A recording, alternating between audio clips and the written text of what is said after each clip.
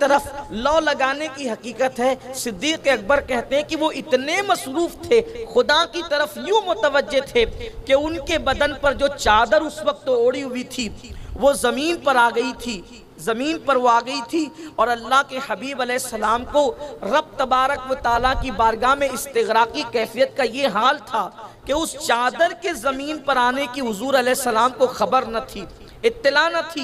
حضور علیہ السلام اتنا مصروف تھے، اس قدر حضور علیہ السلام رب کی بارگاہ کے اندر گریہ و زاری اور آہ و زاری فرما رہے تھے، گریہ فرما رہے تھے۔ میں نے جب دیکھا کہ اللہ کے حبیب علیہ السلام کی یہ کیفیت ہے، مسلسل آنسو ہیں اور آنسوؤں سے داڑھی تر ہو چکی ہے، تو میں نے وہ چادر اٹھائی اور اللہ کے حبیب علیہ السلام کے کندھوں پر ڈالی اور میں نے عرض کی کہ یا رسول اللہ، آپ جو ہے وہ خاطر پر اتنا ملال نہ لائیں، انشاءاللہ اللہ کا وعدہ پورا ہو کر کے رہے گا۔ اور پھر دنیا نے دیکھا کہ اللہ کا وعدہ پورا ہو کر رہا۔ یہ ایک مفکر کا قول ہے کہ جس وقت اہل بدر کے میدان میں لڑنے والے سب سو رہے تھے، اللہ نے سب پہ نیند طاری کر دی تھی، تنہا اللہ کے رسول جگ رہے تھے اور دعا کر رہے تھے۔ یہاں پر ایک مفکر سیرت نگار بہت خوبصورت بات کہتے ہیں کہ آخر حضور ہی کیوں جگ رہے تھے؟ سب سو رہے تھے تو حضور علیہ السلام کے جگنے کی وجہ کیا تھی؟ تو وہ لکھتے ہیں چونکہ نبی امت کی تقدیر ہوتا ہے، نبی امت کی تقدیر ہوتا ہے، اور جس کی تقدیر جگ رہی ہوتی ہے پھر وہ قوم کبھی ناکام نہیں ہوتی۔ تو حضور جگ کر کے بتا رہے تھے اے سونے والو، تمہاری تقدیر جاگ رہی ہے، اور جس کی تقدیر جاگ رہی ہوتی ہے وہ کبھی ناکام نہیں ہوتا۔ تو اللہ کے حبیب علیہ السلام نے مشکل وقت میں امت کو جو ہے وہ یہ پیغام عطا فرمایا۔ اس کے بعد آپ دیکھیں ایک پیغمبر ہے حضرت سیدنا یونس علیہ السلام۔ آپ نے حضرت یونس علیہ السلام کا نام بار بار سنا ہوگا۔ ان کو ذنون بھی کہتے ہیں، ذنون بھی کہتے ہیں۔ بڑے عظیم پیغمبر ہے، اور اللہ تبارک و تعالیٰ نے اس پیغمبر کو نینوا کی سرزمین پر جو ہے وہ جلوگر فرمایا اور مبعوث فرمایا۔ قوم بڑی شریر تھی، اور قوم جو ہے حضرت یونس علیہ السلام کو ستاتی تھی۔ آپ جب ان کو دعوت پیش کرتے تھے، اللہ کی طرف بلاتے تھے، تو وہ آنے میں قیل و قال کرتے تھے، حیل و حجت کرتے تھے۔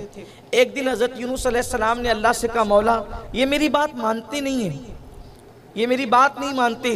اور پھر اللہ نے حکم فرمایا کہ ان سے کہہ دو کہ یہ اب اپنے آپ کو عذاب کے لیے تیار کر لے، اس لیے کہ جب قوم کی اکثریت گناہ کے اندر ڈوب جائے، جب قوم کی اکثریت پاپ کے اندر اور جرائم کے اندر ڈوب جائے تو پھر اس قوم کو تباہی کیا جاتا ہے، اس قوم کو برباد ہی کیا جاتا ہے۔ برباد ہونے والی، تباہ ہونے والی قوم کی نشانی یہ ہے کہ وہ قوم رات کو بھی گناہ کرے، دن کو بھی گناہ کرے، اکیلے میں بھی گناہ کرے، سب کے سامنے بھی گناہ کرے۔ جب قوم گناہ کے اندر ڈوب جائے تو پھر اللہ ایسی قوم کو صفحہ ہستی سے مٹا دیتا ہے۔ مٹنے والی قوم کی پہچان یہی ہے، اور شاید آج ہماری بھی کیفیت یہی ہو رہی ہے کہ آج ہمارے درمیان راتوں میں بھی گناہ ہو رہے ہیں، دن میں بھی گناہ ہو رہے ہیں، تنہائی میں بھی گناہ ہو رہے ہیں، اور سب کے سامنے بھی بے حیائی کے ساتھ لوگ گناہ کر رہے ہیں۔ کل تک مسلمان اگر صرف فلم دیکھنے کے لیے چلا جاتا تھا اپنے محلے سے، تو جب وہ واپس لوٹتا تھا تو منہ چھپا کر چھپتے چھپاتے آتا تھا کہ مجھے کوئی دیکھ نہ لے۔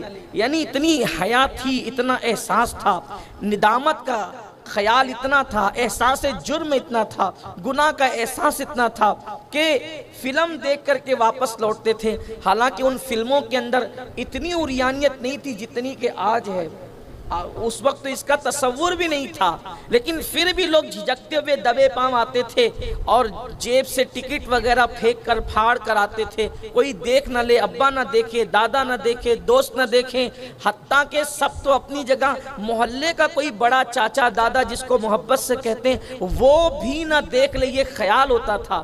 اور اب حالت یہ ہے کہ لوگ گھروں کے اندر بیٹھ کر راتوں میں جو ہے وہ معاذ اللہ عریاں فلمیں دیکھتے ہیں۔ یعنی کہ دیکھیں کتنا انداز بدلا ہے لوگوں کا، اور لوگ کبھی کبھی یہ بھی سوچتے ہیں چلیں یار تنہائی میں گناہ کر لیں، سب کے سامنے نیکیاں کریں گے۔ اللہ کے رسول علیہ السلام فرماتے ہیں کہ جو سب کے سامنے نیکی کرے اور اکیلے میں گناہ کرے، اللہ قیامت کے دن ان کی نیکیوں کو ریزہ ریزہ کر دے گا، ہباء منصورہ۔ قرآن نے فرمایا اللہ ریت کے ذروں کی طرح ان کی نیکیوں کو بکھیر دے گا، کیونکہ اللہ تبارک و تعالی عمل کس کا قبول کرتا ہے؟ قرآن کہتا ہے وَالْعَاقِبَةُ لِلْمُتَّقِينَ، کہ آخرت تو صرف اللہ سے ڈرنے والوں کے لیے، اور اللہ سے ڈرنے والوں کی پہچان یہ ہے کہ وہ تنہائی میں گناہ چھوڑ دیتے ہیں۔ تو بہرحال تباہ ہونے والی قوم کا انجام یہی ہوتا ہے کہ وہ صفحہ ہستی سے مٹا دی جاتی ہے۔ حضرت یونس علیہ السلام نے قوم کو سمجھایا، نہیں مانے۔ ایک دن اللہ نے فرمایا ان سے کہہ دو ہم انہیں ہلاک کر دیں، ان پر اللہ کا عذاب آئے گا۔ نتیجہ یہ ہوا کہ آپ نے اعلان کر دیا اب تم پر اللہ کا عذاب آئے گا، انتظار کرو۔ آپ نے 3 دن کی مہلت دی، حضرت یونس علیہ السلام نے 3 دن کی مہلت دی، 3 دن میں تم سب ہلاک ہو جاؤ گے۔ اور یہ کہہ کر ابھی اللہ سے اجازت نہیں لی۔ آپ غور فرمائیں، یہ میں قرآن مقدس کا بہت خوبصورت باب آپ کے سامنے پیش کر رہا ہوں۔ اللہ کی غیرت دیکھیں، غیور، کتنا وہ غیور ہے۔ ہم اللہ کو کریم جان کر جو جی میں آتا ہے کرنا چاہتے ہیں اور کرتے ہیں، لیکن اللہ کو کریم جان کر گناہ کرنے والے اور اللہ تبارک و تعالیٰ کو کریم جان کر گناہوں پہ دلیر ہونے والے ذرا سوچے تو صحیح۔ ہم گنہگار ہو کر کے خدا کو کریم جان کر گناہ کرتے ہیں، گویا کہ ہم اپنے کتنی خود فریبی میں مبتلا ہے، اور کس قدر ہم فریب کاریوں کے اندر مبتلا، اور شیطان نے ہمیں کیسا شکار کر رکھا ہے۔ یہ اللہ کے معصوم بندوں کا ذکر ہو رہا ہے، اللہ کے محبوب بندوں کا ذکر ہو رہا ہے، اللہ کے نبیوں کا ذکر ہو رہا ہے۔ آپ نے فرمایا کہ 3 دن میں عذاب آئے گا، اور اللہ کا اذن لیے بغیر، اجازت لیے بغیر آپ نے قوم کو چھوڑ دیا اور آپ شہر چھوڑ کر نکل گئے۔ حالانکہ ابھی یہ بات موقوف تھی اللہ کے اذن پر، اللہ کی اجازت پر، کہ یہ شہر چھوڑنے کے لیے اللہ کا حکم پاتے، اللہ سے اذن لیتے، اللہ سے اجازت لیتے، پھر شہر چھوڑتے، لیکن ایسا نہ ہوا۔ آپ اپنی مرضی سے شہر چھوڑ گئے، یہ کہہ کر اب تم پر 3 دن میں اللہ کا عذاب آئے گا۔ جب انہوں نے دیکھا کہ پیغمبر بستی چھوڑ کر چلے گئے اور عذاب کے آثار نظر آنے لگے، تو پوری قوم جمع ہوئی۔ اس سے پہلے کہ تیسرا دن آتا پوری قوم جمع ہوئی، وہ روئے، گڑ گڑائے، اللہ کی بارگاہ میں توبہ کیا، رجوع کیا، اور انہوں نے کہا کہ مولا اب ہم حضرت یونس علیہ السلام کی بات ماننے کے لیے تیار ہیں، انہوں نے جو کہا ہم اس پر ایمان لاتے ہیں، لیکن مولا عذاب نازل نہ فرما۔ اور پھر وہ عذاب ٹل گیا۔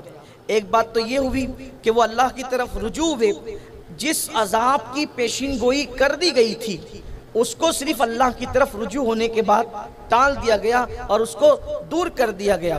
لیکن اب قوم نے سوچا کہ یونس علیہ السلام کہاں ہے، ان کی پیروی کرنا ہے، ان کی اتباع کرنا ہے۔ تو یونس علیہ السلام تو جا چکے تھے بستی چھوڑ کر۔ اب یہ بستی چھوڑ کر گئے تو ساتھ میں ان کے بچے بھی تھے، 2 بچے تھے، اور پھر اللہ نے یہ ان کا امتحان لیا کہ ایک بچے کو دریا پار کرانے جا رہے تھے تو بچہ ڈوب گیا، دوسرے کو جانور اٹھا کر لے گیا، اسی طریقے سے آپ کی بیوی بھی آپ سے کھو گئی۔ یہ سارے حالات ہوئے۔ ایک کشتی جا رہی تھی، کشتی والے نظر آئے تو یونس علیہ السلام کو انہوں نے اپنی کشتی میں بٹھا لیا۔ جب کشتی میں بٹھایا تو کشتی جب بیچ دریا میں پہنچی وہ ہچکولے کھانے لگی، اس کے اندر جو ہے وہ دریا میں گویا کہ طوفان سا آ گیا اور کشتی ہچکولے کھانے لگی۔ تو اس وقت ملاح نے کہا کہ اس کشتی کے اندر ایسا لگتا ہے کہ شاید کوئی اپنے آقا کا بھاگا ہوا غلام ہے، جو آقا کی اجازت کے بغیر بھاگ رہا ہے، کیونکہ میری کشتی اسی وقت تو ڈولتی ہے جب کوئی غلام اپنی آقا کی اجازت کے بغیر بھاگتا ہے، وہ فوری طور پر جو ہے وہ دریا میں کود جائے اور کشتی سے باہر نکل جائے، ورنہ میں اسے نکال دوں گا۔ اب وہاں سب سوچتے تھے کہ میں تو غلام نہیں، میں تو غلام نہیں۔ بہرحال پھر یہ طے ہوا کہ ایک کام کرتے ہیں کہ قرآن اندازی کی جائے کہ کون ہے وہ جس کی وجہ سے کشتی ہچکولے کھا رہی ہے۔ ان لوگوں نے قرآن ڈالا۔ پہلی مرتبہ بھی حضرت یونس علیہ السلام کا نام آیا، دوسری مرتبہ بھی حضرت یونس علیہ السلام کا نام آیا، تیسری مرتبہ بھی حضرت یونس علیہ السلام کا نام آیا۔ اندازہ کریں وہ لوگ جنہوں نے اپنی زندگی میں نمازیں ہی چھوڑ دی ہے، اللہ کے گھر میں نہیں آتے، جو حرام کھاتے ہیں، جن لوگوں کا حال یہ ہے کہ گالیاں ان کی زبانوں پر ہے، جو جی میں آتا ہے کرتے ہیں۔ اندازہ کریں اللہ کا پیغمبر معصوم نبی جس نے پوری زندگی اللہ کی راہ میں لگا دی، صرف ایک بات ہوئی کہ بستی چھوڑنے کے لیے اللہ سے اجازت نہیں لی، تو اللہ تعالیٰ نے کس امتحان میں ان کو مبتلا فرمایا؟ صرف ایک بات کی اجازت نہیں لی اللہ سے۔ آخر ہم تو سارے کام اللہ کی مرضی کے خلاف کرتے ہیں، پھر کہتے ہیں کہ ہم کس مصیبت میں، کس امتحان میں، کن معاملات میں گرفتار ہے۔ معصوموں کے لیے جب یہ غیرت ہے تو ہم مجرموں کے لیے اللہ کی غیرت کا عالم کیا ہوگا؟ یہ جو کچھ مصیبتیں ہیں، مسائل ہیں، مشکلیں ہیں، قرآن کہتا ہے وَمَا أَصَابَكُم مِّن مُّصِيبَةٍ فَبِمَا كَسَبَتْ أَيْدِيكُمْ، کہ تم پر جو بھی مصیبت آتی ہے وہ سب تمہارے کیے کرتوت کا جو ہے وہ صلہ ہے اور تمہارے ہاتھوں کی کمائی ہے، تم جو کرتے ہو اسی کے صلے میں تمہیں مصیبت آتی ہے۔ اللہ کے رسول علیہ السلام نے فرمایا کہ کسی مسلمان کو، مومن کو کانٹا بھی نہیں چبھتا مگر اس کے گناہ کی وجہ سے۔ اگر کسی مسلمان کو کانٹا بھی چبھتا ہے، مسلمان کو اس کی زندگی میں کبھی کانٹا بھی نہ چبھے اگر وہ گناہ کرنا چھوڑ دے۔ آپ اندازہ کریں کہ مسلمان کو کانٹا بھی نہ چبھے اگر وہ گناہ کرنا چھوڑ دے، اس کا مطلب یہ ہے کہ ہم سے کچھ نہ کچھ خطا، کچھ نہ کچھ گناہ، کچھ نہ کچھ غلطیاں ہوتی ہے، اسی لیے ہمارے پیر میں کانٹا چبھتا ہے۔ ہمارے اسلاف کا حال یہ تھا، اگر ان کے چراغ کی بتی ہوا سے گل ہو جاتی، چراغ بجھ جاتا، وہ فوراً اللہ کی بارگاہ میں توبہ کرتے، مولا یہ جو چراغ بجھا ہے نا ہوا سے، ضرور یہ چراغ میرے کسی گناہ کے سبب سے بجھا ہوگا، میرے گناہ کی وجہ سے یہ چراغ پر جو ہے وہ بلا آئی ہوگی، مصیبت آئی، یہ تصور تھا، یہ حالات تھے۔ اور آج کل ہماری فکر یہ ہو گئی ہے کہ بھئی مجھ پر مصیبت آئی ہے، وہ کسی نے کچھ کر دیا ہے، مجھ پر تکلیف آئی ہے تو کسی نے کچھ کر دیا، کسی نے کچھ کر دیا۔ یہ تصور اتنا لوگوں کے اندر پیدا ہو گیا، میں کہتا کسی نے کچھ نہیں کیا، ہم ہی نے کچھ کیا ہے۔ اور ہم نے کیا کیا؟ تو قرآن کہتا ہے کہ تمہارے گناہ تمہاری مصیبت کا سبب بنتے ہیں، تمہارے گناہ تمہارے لیے بلاؤں کا سبب بنتے ہیں۔ تو اگر مسلمان غلطیاں، کوتاہیاں چھوڑے، انشاءاللہ اس کا پیر کانٹے سے بھی محفوظ رہے گا۔ تو حضرت یونس علیہ السلام 3 مرتبہ قرآن ڈالا گیا، 3 مرتبہ قرآن اندازی کی گئی، اور تینوں مرتبہ حضرت یونس علیہ السلام کا نام نکلا۔ اور پھر یونس علیہ السلام نے فرمایا ہاں میں ہی اپنے رب کا بھاگا ہوا غلام ہوں، میں ہی اپنے آقا کا بھاگا ہوا غلام ہوں۔ اور پھر انہوں نے جو وہ دریا کے اندر چھلانگ لگا دی۔ دریا میں چھلانگ لگانا تھا کہ یونس علیہ السلام جب دریا میں پہنچے تو اللہ نے حکم دیا مچھلی کو کہ ان کو اپنے پیٹ میں نگل لے، اور حضرت یونس علیہ السلام کو مچھلی نے اپنے پیٹ میں نگل لیا۔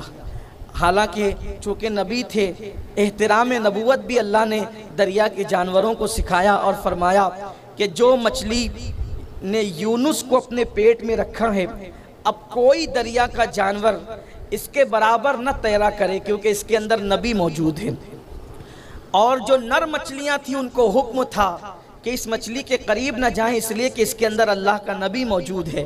اور پھر حضرت یونس علیہ السلام تقریباً 40 دن تک مچھلی کے پیٹ میں رہے، اور مچھلی کے پیٹ میں رہنے کی وجہ سے ہڈیاں، جسم سب کمزور ہو گیا۔ اس وقت حضرت یونس علیہ السلام کو خیال آیا کہ مچھلی کے پیٹ سے اب اس مصیبت سے نجات کیسے مل سکتی ہے؟ تو پھر وہی بات دل میں آئی، اللہ کی طرف رجوع کرو، اس لیے کہ رجوع اللہ، اللہ کی طرف پلٹنا، رجوع کرنا، یہ ہر مشکل کا حل ہے، یہ ہر مصیبت کا حل ہے، یہ ہر تکلیف کا حل ہے۔ اور پھر ایسے ہی ہوا کہ حضرت یونس علیہ السلام نے پھر اللہ کی طرف رجوع کر کے کہا لا الہ الا انت سبحانک انی کنت من الظالمین۔ یہ کہنا تھا کہ اللہ تبارک و تعالیٰ نے حضرت یونس علیہ السلام کو مچھلی کے پیٹ سے نجات عطا فرمائی۔ تو مصیبتوں کا حل انبیاء کرام کی زندگی ہمیں بتا رہی ہے کہ اللہ کی طرف رجوع کرنا ہے، اللہ کی طرف پلٹنا ہے، اور مسلم امہ کو اس وقت بے پناہ ضرورت ہے اللہ کی طرف رجوع کرنے کی۔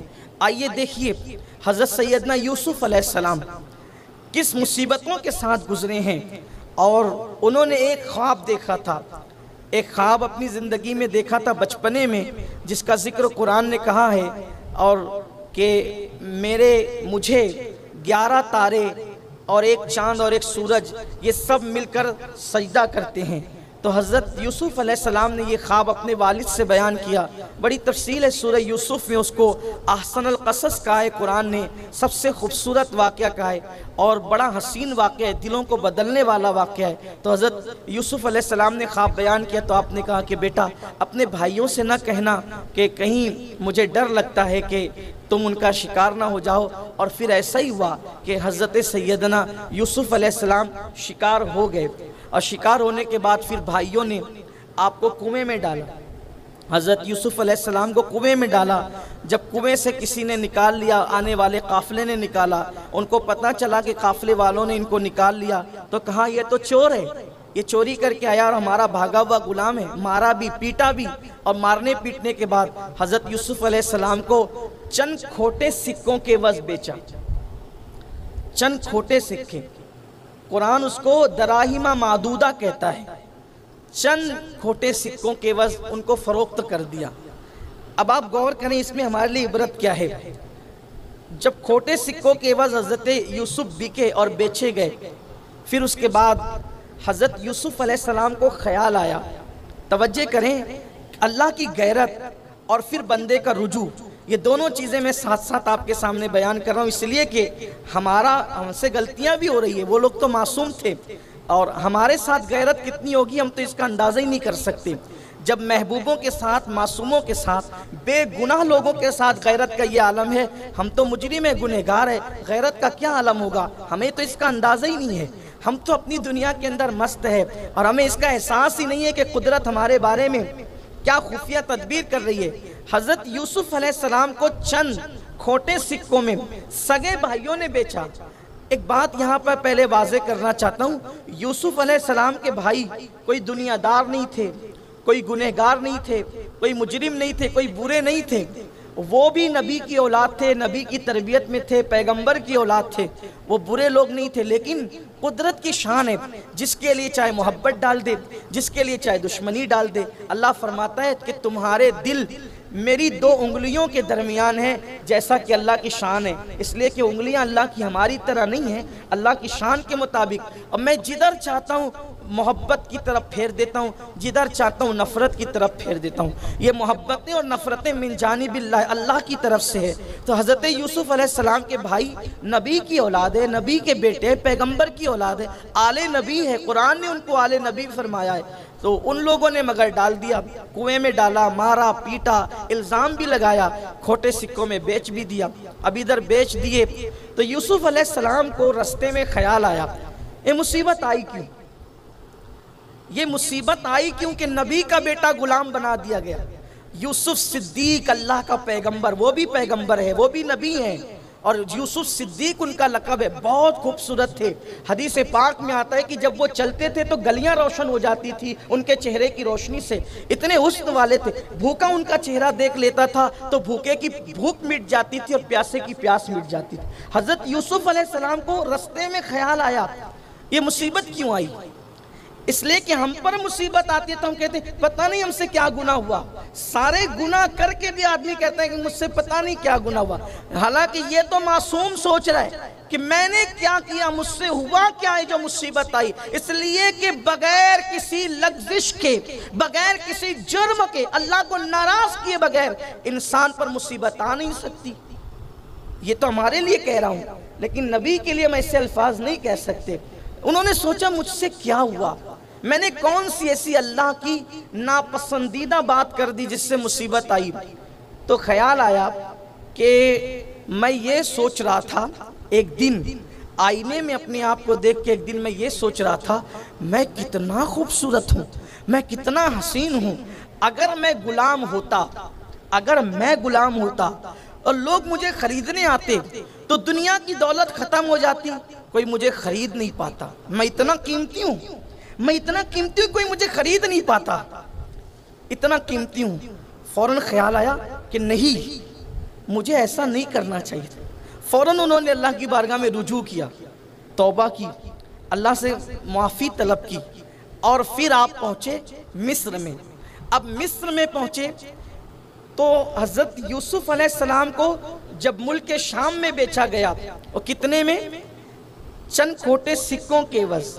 اور جب مصر میں حضرت یوسف علیہ السلام کی بولی لگی تو یوسف علیہ السلام کی بولی مصر کا پورا خزانہ خالی ہو گیا، لیکن بولی نہیں پوری ہوئی۔ آخر کار مصر کے بادشاہ نے جو یوسف علیہ السلام کو بیچ رہا تھا، مالک ابن زاران، اس سے کہا کہ مالک پورا خزانہ تو میں نے اپنی شاہی خزانے سے لا کر پیش کر دیا ہے، لیکن اس کی بولی لگ رہی ہے ابھی یہ مکمل نہیں ہوتی، ایک کام کر کہ یہ پوری دولت تو لے لے اور یوسف کو مجھے ہدیہ کر دے، ہبہ کر دے، توفتاً دے دے، پورا شاہی خزانہ لے کر۔ تو جب وہ پورا شاہی خزانہ مالک بن زاران نے لیا اور یوسف علیہ السلام کو دیا، تو یوسف علیہ السلام کے کان میں حضرت جبریل علیہ السلام نے کہا، دیکھا یوسف، جب تم نے اپنی بولی لگائی تھی، جب تم نے خود اپنی بولی لگائی تھی تو قدرت نے تمہیں کھوٹے سکوں کے عوض بچوا دیا، اور جب قدرت نے تمہاری بولی لگوائی ہے تو شاہی خزانہ بھی کم پڑا۔ یہ اللہ تبارک و تعالیٰ کی شانیں ہیں۔ تو مگر حضرت یوسف علیہ السلام اس مصیبت میں گئے کہاں کہ اللہ کی طرف انہوں نے رجوع فرمایا۔ اور آپ اسی طرح ایک نہ ختم ہونے والا تسلسل کا قرآنی آیات کا، قرآنی قصص کا، احادیث کا ایک سلسلہ ہے کہ جب بھی مسلم امہ پر، اللہ کے برگزیدہ بندوں پر، نیک بندوں پر جب بھی کوئی مشکل گھڑی آئی، کوئی مصیبت آئی، تو انہوں نے اللہ تبارک و تعالیٰ کی طرف رجوع کیا۔ رجوع اللہ، ہر مشکل کا حل، ہر تکلیف کا حل، ہر بلا کا حل، ہر مصیبت کا حل۔ آئیے، اگر معاشی تنگی کا ہم شکار ہیں تو بھی اللہ کی طرف رجوع کرنا اولین ذمہ داری ہے۔ اگر ہم بیماریوں کا شکار ہے تو بھی اللہ کی طرف رجوع کرنا ہماری اولین ذمہ داری ہے۔ اسی طریقے سے اور بھی کسی تکلیف کا ہم شکار ہے تو بھی اللہ کی طرف رجوع کرنا ہماری اولین ذمہ داری ہے، اس لیے کہ جو بندہ خدا کی طرف رجوع ہو جاتا ہے وہ بندہ کبھی رسوا نہیں ہوتا۔ اللہ کی طرف رجوع ہونا ہر مسئلے کا حل ہے۔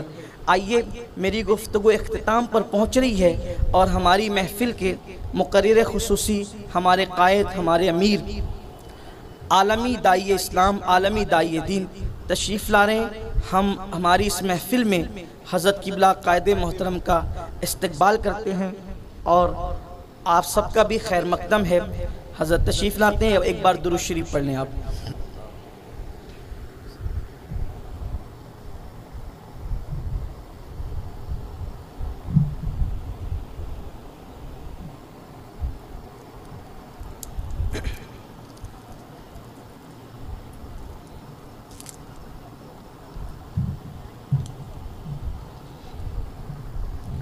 تشریف رکھتے ہیں، درود شریف پڑھ لیں۔ اللہم صلی علی سیدنا مولانا محمد معدن الجود والکرم وآلہ الکرام اجمعین، صلاۃ و سلام علیک یا رسول اللہ۔ چونکہ ہماری محفل کے خطیب خصوصی تشریف لا چکے ہیں اور کافی دیر سے میں آپ کی بارگاہ میں حاضر تھا، چند جملوں پہ اپنی گفتگو مکمل کر لیتا ہوں کہ اللہ کی طرف رجوع کرنا ہر مسئلے کا حل ہے، رجوع اللہ۔ اور ایک خاص بات یہ ہے کہ ہم جب گناہ میں لت پت ہو کر اور گناہ کر کے اللہ کی طرف رجوع کرتے ہیں تو دنیا کے ہر انسان کا، دنیا کی ہر کورٹ کا، دنیا کے ہر عادل کا، ہر فیصل کا، ہر حکم کا انداز ہے کہ جب بھی کوئی انسان اپنے گناہ کا اقرار کر لے، اقبال جرم کر لے، یعنی بندہ کہے کہ میں نے گناہ کیا، میں نے جرم کیا، تو ہر جگہ پر ہر فیصل، ہر عادل گناہ کا اقرار کرنے والا اور جرم کا اقبال کرنے والا جب بھی کوئی کر لیتا ہے تو وہ اس کو سزا دیتا ہے۔ دنیا کی ہر جگہ کا دستور ہے، جو اقبال جرم کرے اسے سزا ملتی ہے اور وہ ذلیل ہوتا ہے، لیکن یہ میرے اللہ کی شان ہے کہ جب کوئی بندہ اس کی بارگاہ میں اقبال جرم کر لیتا ہے، گناہ کا اقرار کر لیتا ہے، تو اللہ تعالیٰ اس کو سزا نہیں دیتا، نادم ہونے والوں کو اللہ معاف بھی کرتا ہے اور اس کو عزت بھی عطا کرتا ہے۔